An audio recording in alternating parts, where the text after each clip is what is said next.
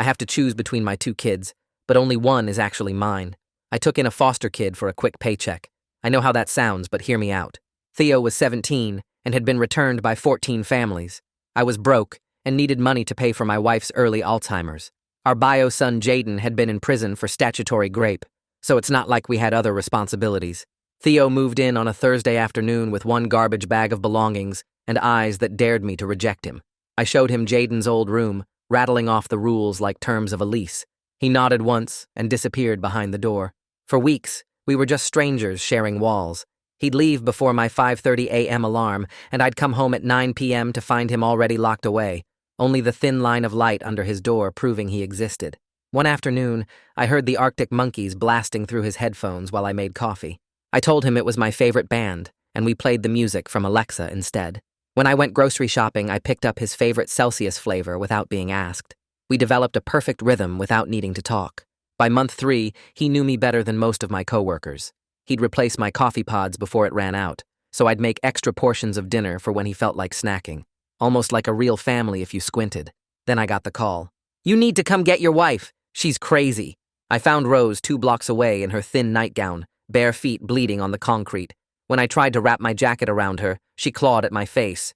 "Don't touch me! Where's my son? What did you do with my son?" My heart shattered.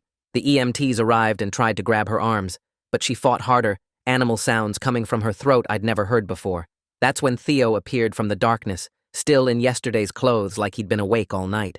He started humming something I didn't recognize, low and steady like a heartbeat.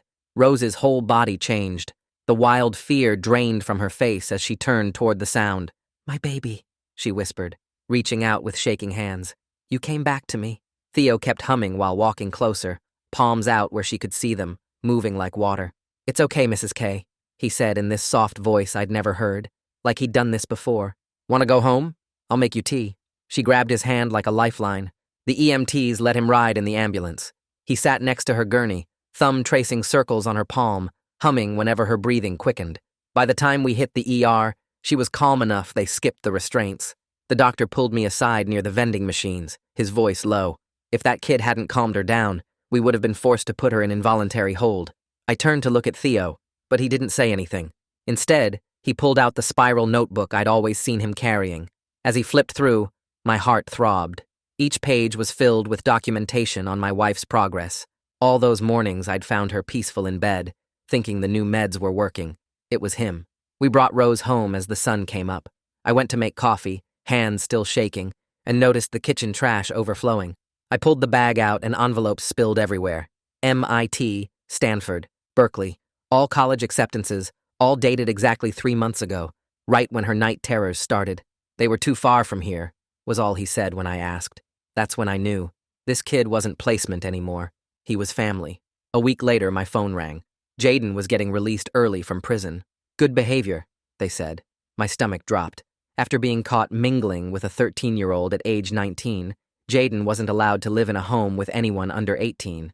Even after Theo's 18th birthday, our house would be listed as an established residence of a minor for 6 months. He would be homeless that entire time, unless Theo left. Jaden called that same day, voice cracking like he was 14 again. "Dad, I did everything they asked. I just want to come home." I thought I had kept it a secret from Theo until I found him packing up, folding his few clothes into that same garbage bag. "I know how this goes," he said without looking at me. "Real family comes first. Thank you for letting me pretend." Rose woke up that morning asking for the one who reads to me. She hadn't mentioned Jaden's name in 2 years. I knew I had a decision to make, one that would not only affect my life, but Rose and Jaden's too. I stood frozen in the doorway watching Theo fold his worn t-shirts into that same garbage bag he'd brought 6 months ago. His hands moved steady and practiced like he'd done this 100 times before. Rose's voice drifted from our bedroom down the hall, asking for the one who reads to her. My phone buzzed against my leg with another text from Jaden about when he could come home. Theo placed each piece of clothing into the bag without looking up at me. The afternoon sun slanted through the window, making dust particles float between us. I walked into the room and sat down hard on the edge of his bed. The mattress creaked under my weight. "Stop packing," I said. He kept folding a pair of jeans with the same careful movements. "We need to talk about this properly." His hands never stopped moving as he reached for another shirt from the dresser drawer. "I know how this goes," he said to the garbage bag. "It's fine." He smoothed out wrinkles that weren't there and placed the shirt on top of the others. I watched him pick up his notebook from the nightstand and slide it between two hoodies.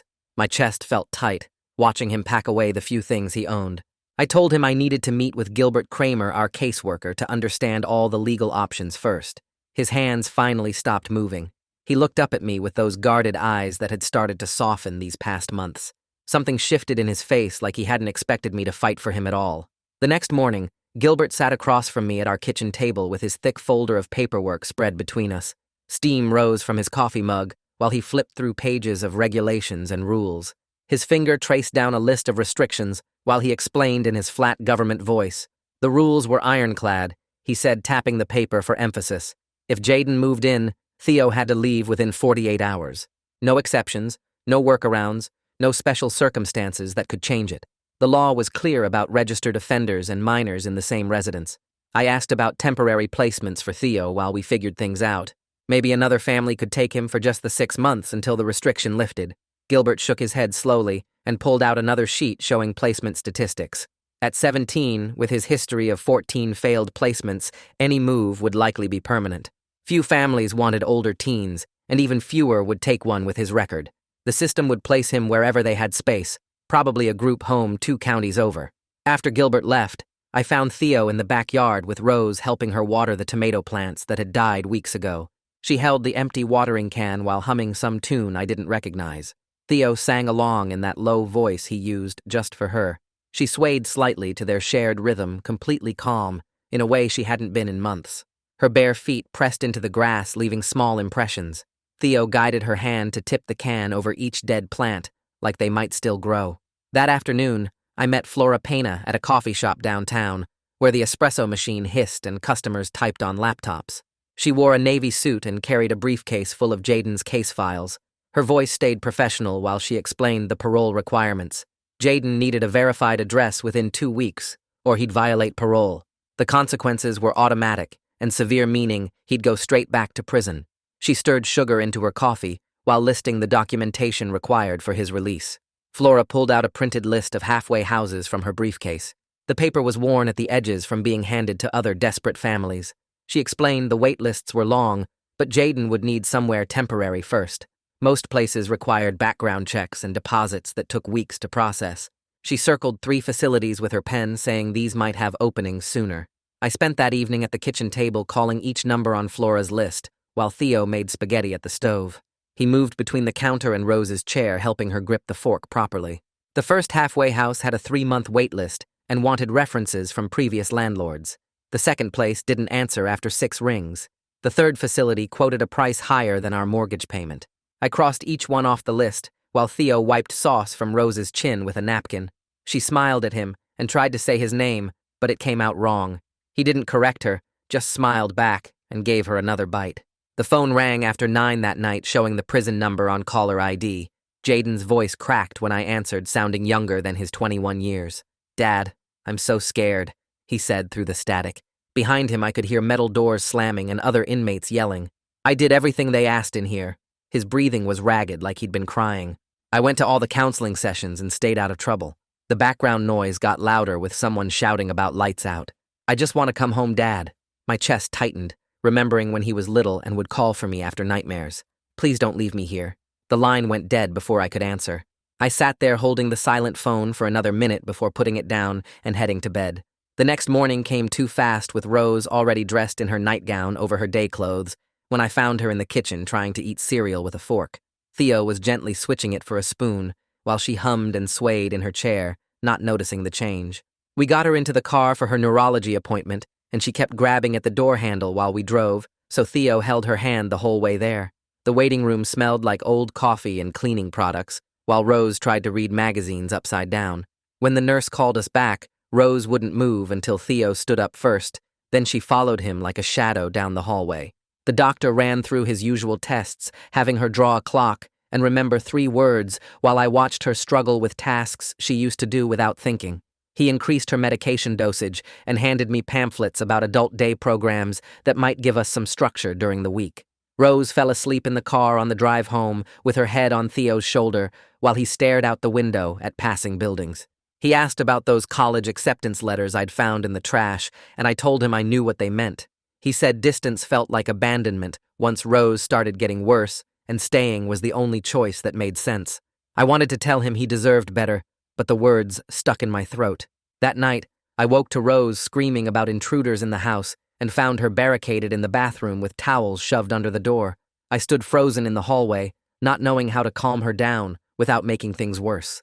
Theo walked past me, already humming that low, steady tune, while kneeling by the door. Within minutes, she was opening it and letting him guide her back to bed, while I just watched, feeling useless. After she fell back asleep, I went to the kitchen and found myself crying over the sink, not able to stop. Theo came in and started making coffee without saying anything, then sat across from me at the table. We stayed there until sunrise, neither of us talking, but somehow that made it better. 2 days later, Gilbert showed up for a home visit with his clipboard and official paperwork. He watched Theo help Rose with her morning routine, noting how she responded to his voice and touch. Gilbert asked if we'd made a decision about Jaden, and I told him we were looking at halfway houses. His eyebrows went up, and he looked at Theo with something I hadn't seen before from a caseworker. He said, "Most families choose blood relatives over foster placements no matter what, and here we were doing the opposite." That afternoon, Flora called while I was sorting through overdue bills on the kitchen table. She said Montgomery Field, who runs a halfway house across town, might have an opening soon. The facility had strict rules about curfews and drug testing, but could work for Jaden's situation if we moved fast. I thanked her and hung up, then looked at the pile of bills, realizing we were 2 months behind on the mortgage. The foster care stipend for Theo was the only thing keeping us from complete disaster right now. My work had been calling about missed shifts and shortened hours, but I couldn't leave Rose alone anymore. The next morning, my supervisor called me into his office with the door closed, which was never good. He said my absences were becoming a real problem, and I needed to find a solution or risk termination. I tried explaining about Rose's condition, but he just kept saying the company needed reliability. Walking back to my desk, I felt like the walls were closing in with no way out. Theo must have heard the conversation because he found me in the parking lot during his lunch break from the bookstore. He offered to defer college another year to help more with Rose so I could work regular hours. I told him absolutely not, because he'd already given up those acceptances to MIT and Stanford. He just shrugged and said, "Family does what family needs to do," then walked back inside before I could argue. The weight of everything pressed down on my chest, making it hard to breathe. Rose needed more care than we could give her alone, and the money was running out fast. Jaden needed somewhere to live, or he'd violate parole and go back to prison for who knows how long. Theo kept sacrificing his future for us, when he should be planning for college and a normal life. My job was hanging by a thread, and without it, we'd lose the house within months. Every solution created 2 new problems, and I couldn't see a way through that didn't destroy someone I loved. That night, I watched Theo reading to Rose in the living room, while she played with the pages, not understanding the words anymore.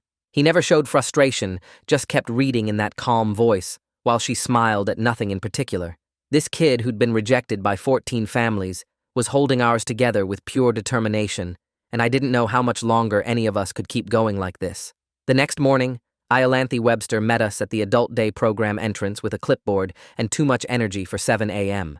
She walked us through rooms filled with old people doing puzzles and singing songs from the 50s, while Rose gripped my arm tight enough to leave marks.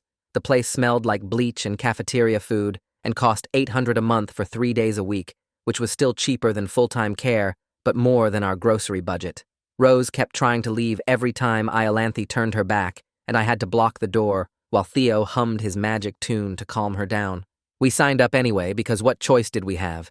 And Iolanthe said Rose could start next week if the paperwork cleared. That afternoon, Flora called while I was trying to fix the leaking kitchen sink, and said Jaden's release got moved up a week due to prison overcrowding.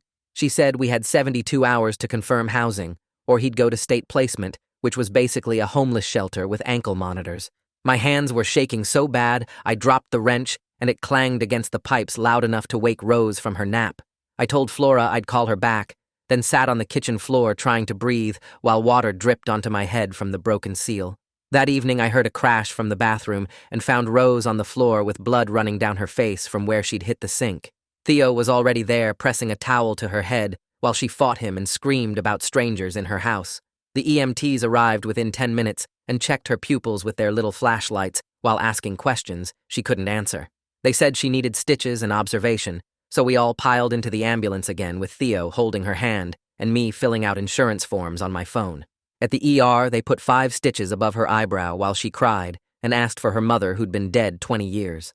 A social worker came by while we waited for discharge papers and suggested respite care to give us a break before we burned out completely.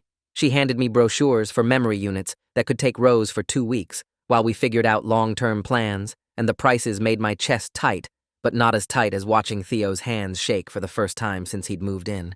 I called Montgomery from the hospital parking lot while Theo helped Rose into the car, and he confirmed they had a bed opening next week at the halfway house.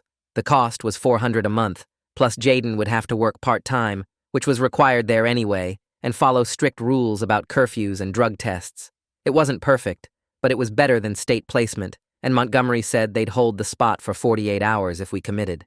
I called Jaden from the car while we drove home and told him about the halfway house option, trying to make it sound positive. He went quiet for a long moment, then exploded saying I was choosing a stranger over my real son, and how could I do this to him after everything? His voice got louder and meaner until I couldn't take it anymore, and hung up while he was mid-sentence about how Mom would be ashamed of me if she could understand what was happening. My hands were shaking on the steering wheel, and Rose was asking who was yelling while Theo stared out the window pretending not to notice. We got home, and I went straight to the back porch needing air and space from everything crushing down. Theo found me there 20 minutes later and sat on the steps without saying anything at first. Then he said he understood if I changed my mind about keeping him, because blood is blood, and nobody would blame me for choosing my real son. His voice was steady like always, but I could see the way his shoulders hunched like he was already packing that garbage bag in his head. The next morning, I drove to the memory care place where Baldrick Couch worked and signed papers for Rose's respite placement. 2 weeks in a secure unit starting Monday with activities and meals and trained staff who knew how to handle wandering and aggression. Baldrick showed me the room she'd have with its single bed and plastic furniture that couldn't hurt anyone, and I signed my name 12 times on forms about medication and emergency contacts. That afternoon, I found myself at a caregiver support group in a church basement, drinking terrible coffee from styrofoam cups. A woman named Carol told us about choosing her foster daughter over her bio son 5 years ago and how they haven't spoken since, even though she sends birthday cards every year. Another man talked about putting his wife in permanent care and visiting every day for 3 years until she stopped recognizing him completely. Everyone nodded and cried and shared their impossible choices, while I sat there thinking about Jaden alone in prison and Theo at home reading to Rose. Later that day, Theo had a video call with an online advisor about community college options, while I pretended to work on bills at the kitchen table. He asked about part-time programs, where he could take morning classes while Rose was at daycare, then increase credits as things stabilized. The advisor talked about financial aid and transfer options, and Theo took notes in that same spiral notebook where he documented Rose's symptoms. He looked so young sitting there planning a future that revolved around caring for someone else's sick wife instead of going to MIT like he deserved. The day Jaden got released to the halfway house, Montgomery called while I was driving to work to confirm he'd arrived safely. Montgomery's voice was steady as he explained Jaden had refused to speak during the entire transfer, just stared out the window with his jaw clenched tight. But at least he was housed and following the intake rules. That first night without Rose at home felt wrong, like the house had too much air in it. But Theo pulled out an old DVD from the cabinet, and we ended up watching some action movie on the couch, both of us pretending not to notice how we kept checking the empty chair where Rose usually sat. 3 days later, I drove across town to the halfway house with a grocery bag full of Jaden's favorite chips and some clean shirts I'd found in storage. The building was gray concrete with small windows covered in mesh, and when Jaden came down to the common room, he wouldn't look at me, just grabbed the bag and mumbled something that might have been thanks before walking back upstairs. Gilbert showed up for Theo's official 18th birthday home visit the following week, sitting at our kitchen table with his clipboard and checking boxes while explaining the 6-month restriction would stay active no matter what. He watched Theo making lunch for Rose's return, noted how stable the placement was, wrote something about beneficial environment on his forms. Flora called that afternoon to go over the supervised visit rules, explaining Jaden could meet us at restaurants or parks, but couldn't come within 500 feet of the house for 6 months minimum. When Rose finally came home from respite care 2 days later, she was calmer, but kept looking around the living room asking where her boy was, getting more upset each time she couldn't find him. Theo would appear from his room, and she'd grab his hand, relaxing instantly, but 5 minutes later, she'd start searching again. The adult day program started that Monday with Rose going 3 days a week to the center downtown where Iolanthe ran activities. I'd drop her off at 8 in the morning and watch her shuffle inside with the other clients, then pick her up at 3 to find her tired but content, paint under her fingernails from art therapy. Iolanthe pulled me aside after the first week saying Rose was adjusting well, especially loving the music sessions where they played old songs from the 70s. Theo's actual birthday came on a Saturday, just the three of us at the kitchen table with a small chocolate cake from the grocery store.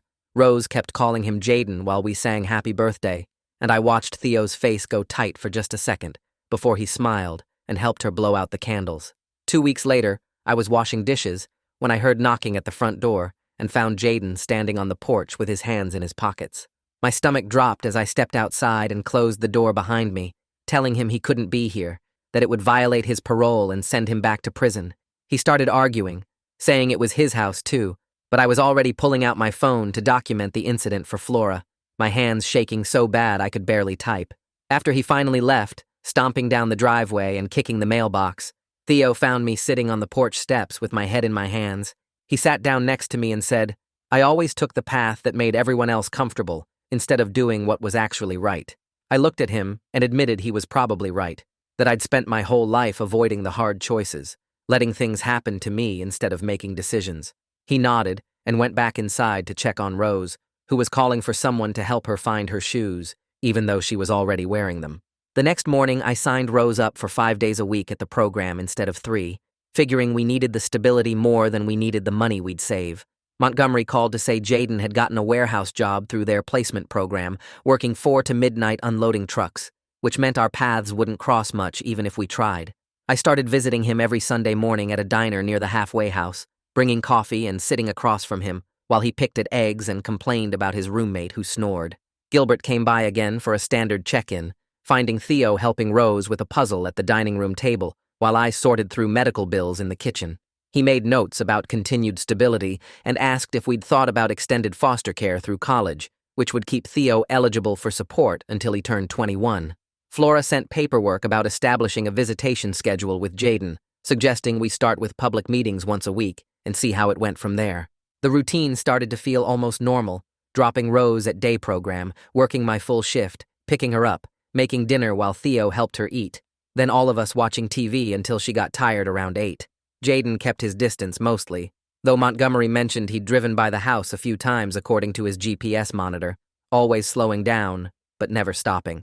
Theo enrolled in 2 community college classes for the fall semester, Intro to Psychology and English Composition, scheduling them for mornings while Rose was at her program. We found a rhythm that actually worked, even if it wasn't what any of us had planned, even if it meant accepting that some things would never go back to how they were before. The bookstore manager called Theo the next morning about a part-time position shelving books and helping customers find titles.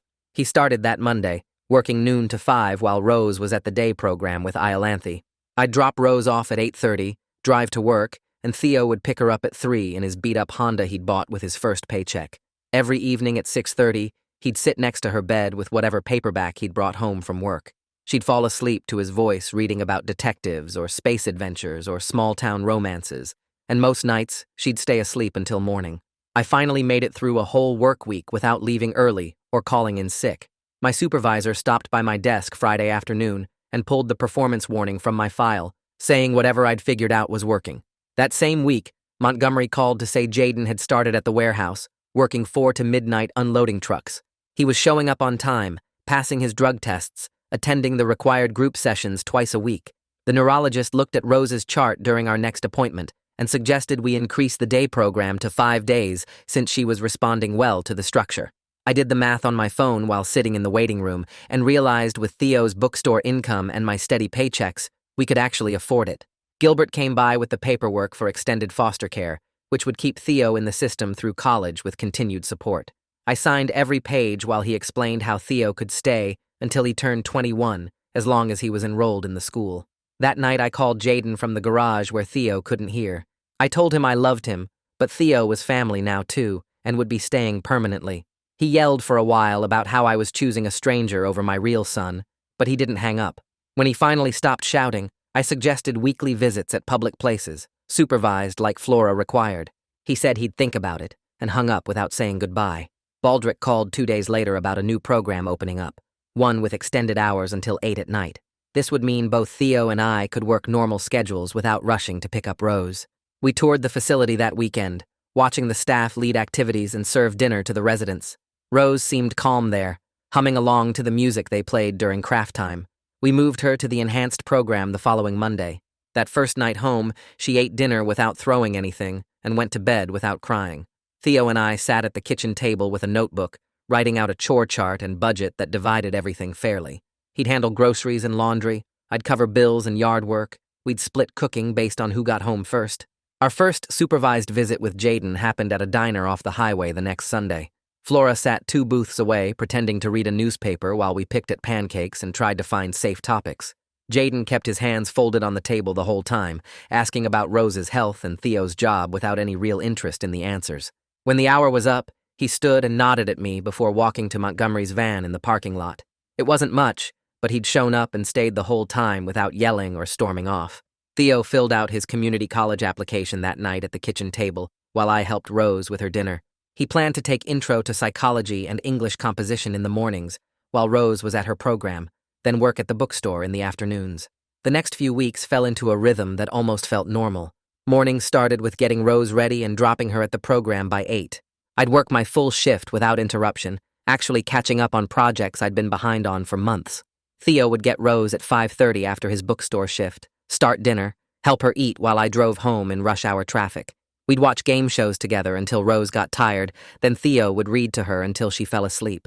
Jaden kept showing up for our Sunday visits, each one slightly less awkward than the last.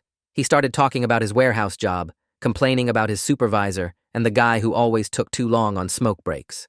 Montgomery reported he was following all the halfway house rules, making curfew, keeping his room clean, attending required counseling. 3 months into the new routine, things actually felt stable. Rose knew the day program staff by their voices, even if she couldn't remember their names. Theo had regular customers at the bookstore who asked for his recommendations. I hadn't gotten a warning at work in weeks, and my supervisor mentioned a possible promotion. Even Jaden seemed to be finding his footing, talking about maybe getting his forklift certification to move up at the warehouse. The 6-month restriction would lift soon, but we all knew the current arrangement was working. Jaden had his independence at the halfway house, Theo had stability with us, and Rose had the care she needed. It wasn't the family any of us had imagined, but it was the one we'd built from the broken pieces of what came before. 3 months passed with everyone finding their own rhythm. Jaden called one Tuesday, asking if I wanted to see his new place through the transitional housing program. I drove across town to a brick building with fresh paint on the window frames and buzzers that actually worked. His apartment was on the 3rd floor, small but clean, with a couch from Goodwill and a coffee table he'd built from pallets at work. He showed me the kitchen where he'd organized his dishes in the cabinets and pointed out the view of the parking lot like it was something special. I noticed he'd hung a photo of us from when he was 12, before everything went wrong. We stood there looking at his space, and I told him I was proud of how he'd set it up. He nodded and offered me water in a glass he'd bought himself. Rose's medications finally hit the right balance after all those adjustments. She couldn't remember our names anymore, but she'd smile when we walked in the room and reach for our hands during meals. The day program had her on a schedule that kept her calm most days. She'd paint with watercolors in the morning and listen to old music in the afternoon. Sometimes she'd hum along to songs from the 60s and tap her fingers on the table. The staff said she was one of their easier residents now that we'd found what worked. At home, she'd sit between Theo and me on the couch, holding both our hands while we watched her favorite cooking shows. One evening I found Theo in his room pulling out those college acceptance letters from a folder. He smoothed out the MIT one and put it in a frame from the dollar store. When I asked about it, he said he'd reapply in 2 years when things were more settled and he had money saved. He hung it above his desk next to the community college schedule, where he'd circled his psychology and English classes. The bookstore had promoted him to assistant manager, which meant better hours and health insurance. He was saving half his paycheck in an account he showed me on his phone. Thursday mornings became our new routine with Jaden. We'd meet at the same diner off the highway at 7 before my shift started. He'd order black coffee and eggs over easy while I got pancakes. We talked about safe things like his warehouse job and the weather forecast. He told me about getting his forklift certification and the raise that came with it. I'd update him on Rose's condition and Theo's college classes without going into too much detail. We never mentioned the past or why things were this way. The waitress knew our order by the 3rd week and had the coffee ready when we walked in. Those breakfasts weren't much, but they were something we could both handle. The 6-month restriction date came and went without any of us mentioning it. Jaden had settled into his apartment and started making friends at work. Theo had his routine with school and the bookstore and helping with Rose. I'd gotten that promotion at work with the steady schedule I could finally maintain. We all knew changing things now would mess up what was working. Flora called to confirm the restriction had lifted, but said Jaden seemed stable where he was. Montgomery reported he was one of their success stories at the halfway house. Everyone agreed keeping the current arrangement made the most sense. The paperwork for Theo's extended foster care came through in October. Gilbert brought it to the house himself, explaining how Theo could stay through college with support for tuition and housing. We signed the papers at the kitchen table while Rose colored in her adult coloring book beside us. Theo would officially be part of our family until he graduated, with the option to extend if he went to grad school. Gilbert said it was one of the smoothest permanent placements he'd seen in 20 years. That night at dinner, Rose sat between Theo and me like always. She held both our hands while we ate the spaghetti Theo had made. Her grip was firm, even though her eyes were confused. She didn't know who we were, but she knew we were her people. She'd look back and forth between us and smile like she'd figured out something important. When Theo helped her with her pills, she patted his cheek and said thank you to the nice boy. After dinner, she fell asleep on the couch with her head on my shoulder and her hand in Theo's. We sat there watching some nature documentary about penguins, not wanting to wake her. These quiet moments felt more like family than anything I'd had before. Thanksgiving came faster than expected. Jaden suggested we meet at a restaurant instead of trying to figure out the house situation. We picked a place downtown that served turkey dinners all day. It was the first time we'd all been together in public since everything happened. Jaden showed up 5 minutes early in a button-down shirt I'd never seen. Theo wheeled Rose in wearing the purple sweater she loved. We sat at a round table where everyone could see each other. The conversation stayed surface level, but we all stayed the whole meal. Jaden even helped Theo get Rose to the car afterward. It wasn't perfect with all the history between us, but we were trying. That was more than I ever thought we'd manage after everything that happened. I really appreciate you sticking with me through all the questions and curiosity today. It means a lot to share these moments with you. If you made it to the end, drop a comment. I love reading all your comments.